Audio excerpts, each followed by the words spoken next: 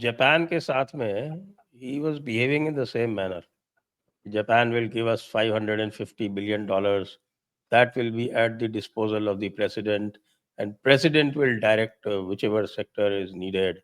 So they will make America great again. Japan will make America great again. So वही वो सोच रहा है कि साहब कि जापान को झुक गया तो हम इंडिया को भी झुका लेंगे। अब ना इंडिया झुके। जापान कहाँ झुक गया? उसने तो ट्रेड डील जापान नहीं झुका, आपके साथ कर ली। कहाँ बंद चला है वो?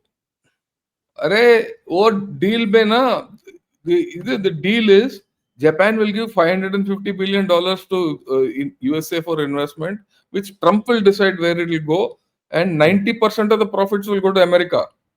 और जापानीज बेवकूफ है, दे देंगे इनको ऑलरेडी। उन्होंने 15% की नहीं, हाँ तो पहले दिन से बोल रहे हैं वो, ना नहीं बोल रहे हैं, हाँ बोल रहे हैं, पर उनका ट्रेड रिप्रेजेंटेटिव गया ही नहीं वहाँ। नहीं, कल तो वो बैठ के उसके साथ में बोल रहा था sir, Trump is behaving like a royal भिखारी. Trump is behaving like a royal भिखारी. I will tell you an anecdotal joke. कि भाई एक भिखारी था, एक आदमी था, वो हर दिन भिखारी को 100 रुपए देता जाता था। जैसे जैसे फैमिली बढ़ा उसका, उसने पैसे कम कर दिए। फिर एक दिन उसने 5 रुपए ही दिए। उसने पूछा क्या हो गया? कहता नहीं, मेरा बेटा कॉलेज जा रहा है इसीलिए पैसे कम कर दिए। तो कहता याद रखना, तेरा बेटा मेरे पैसे पे कॉलेज जा रहा है। जब 100 रुपए से 5 रुपए कम हुए तो कहता वो 95 रुपए मेरे। ये हालत है ट्रम्प के नजरिए का कि वो पैसे देगा और अमेरिका ग्रेट होगा, नहीं दिया तो बोलेगा मेरे पैसे पे तू अपना देश चला रहा है। किस हालत में पहुंच गया ट्रम्प?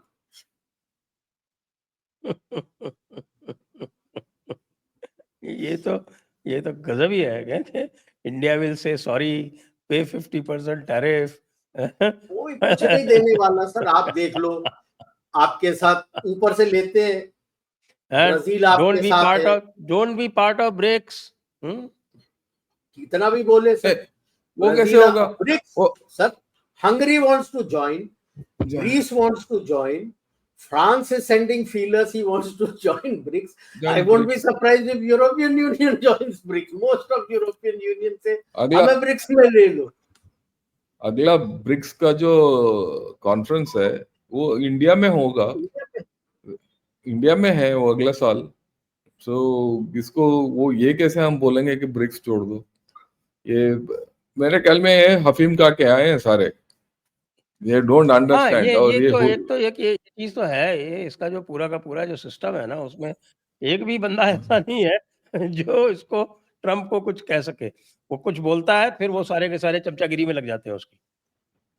तो इसके देखिए आए हैं सर व्हाइट हाउस में, जो स्टाफ मीटिंग कर रहा है, सब उसके मक्खन लगाए जा रहे हैं। So great, under this great, that great. अब है कुछ नहीं जमीन पे, फिर भी उसको जो वो चाहता है उसको वही बोल रहे हैं कि नहीं बोलेंगे तो हम तो आउट हैं। यहाँ मौका है इनसाइडर ट्रेडिंग करके, टाको जब करेगा इनसाइडर ट्रेडिंग करके हम पैसे बना लेंगे स्टॉक मार्केट में। इसने पहले वाले अप्रैल में जब टाको किया था, it is told that he and his family made close to $4 billion on the stock market through insider trading. I wonder how many others of his staff and the Congress made money. Shankar, today's job data says 22,000 against. I thought it was 54,000.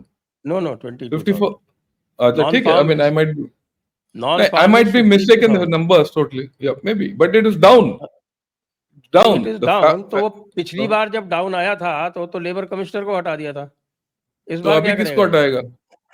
नहीं, ये is out of question.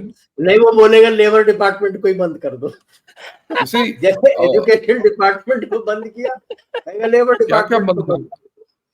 No, the more important thing is, कह भी रहा है pentagon को he'll make it the department of war. Department of war. जब तक वो डिपार्टमेंट ऑफ वॉर नहीं बनाएगा तो प्राइस फॉर पीस कैसे मिलेगा उसको? वो है ना वो पूरा वो आपका 1984 में War is peace. See, in amongst all this, there is a backdoor opening. There's one America which is opening out to India. They're very clear opening out to India. They don't want to lose India under any conditions. इनका जो पिछला NSA है, Jack Sullivan, और there's one more person I'm forgetting. He was Indo-Pacific का incharge था ये. So both of them have written an article in Foreign Affairs. Yes, वो कहते हैं कि भाई Kurt something. Kurt Campbell. So they have written an article where they say कि भाई there should be an alliance between India and America. And this alliance, जो America के जितने alliance हैं आज तक, वो security alliances हैं. कहते हैं ये security alliance नहीं होना चाहिए. Security should be one part of the alliance. But this alliance has to be a strategic alliance where you are involved not only in a geopolitical alliance, you are also involved in technology alliance, you are also involved in supply chain alliance, you are involved in so many things. उन्होंने एक अच्छा उदाहरण भी दिया है. वो कहते हैं देखिए, India is a pharma power house.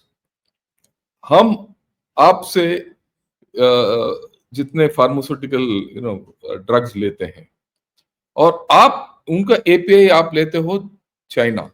So that means indirectly USA is dependent on China.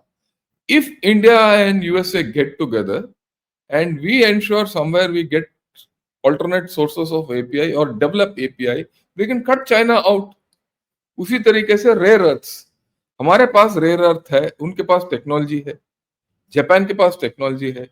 अगर हम मिल गए और इनफैक्ट अगर म्यांमार से सही तरीके से बात करें, वहां भी काफी रेयर अर्थ है, हमारा क्रिटिकल मिनरल्स का डिपेंडेंसी खत्म हो जाएगा. बिल्कुल, इसीलिए मैंने बोला ना, we should be careful with how we deal with USA.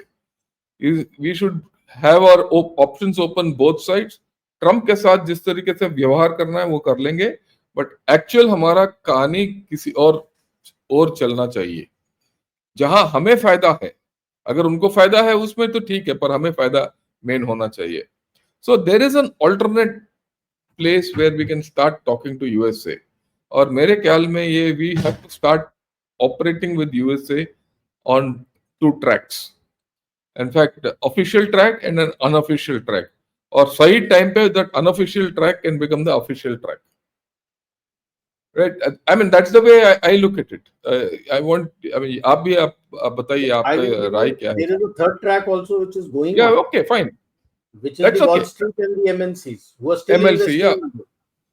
No, a part of that, the 5 pillars, part of the 5 pillars which Kurt Campbell and Jake Sullivan have said is one of them is finances and all that.